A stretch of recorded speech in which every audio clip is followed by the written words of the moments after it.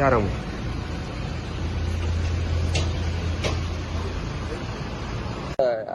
গতকাল প্রধানমন্ত্রীর সঙ্গে দেখা করলেন মুখ্যমন্ত্রী, আজকে আপনি অর্থমন্ত্রীর সঙ্গে দেখা করলেন, কি কথা হলো?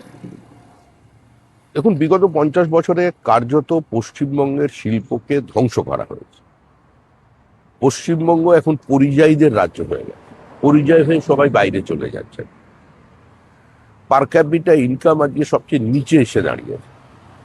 এই অবস্থা থেকে আমাদের বেরিয়ে আসতে হবে। আমাদের মহারাষ্ট্র, কর্ণাটক, তামিলনাড়ুর সঙ্গে একই পঙ্ক্তিতে দাঁড়াতে হবে। প্রধানমন্ত্রী সোনার বাংলা তৈরির কথা বলেছেন, সোনার বাংলা আমরা তৈরি করব। আমাদের স্বপ্ন আছে এবং স্বপ্নকে বাস্তবায়িত করবার জন্য নির্দিষ্ট কর্মসূচি আছে, প্ল্যান আছে।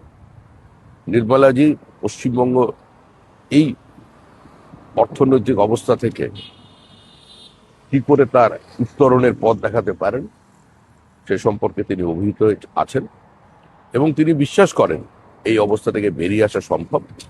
বাংলার শ্রীহীন অবস্থা থেকে রাজ্যকে বার করে আনা সম্ভব।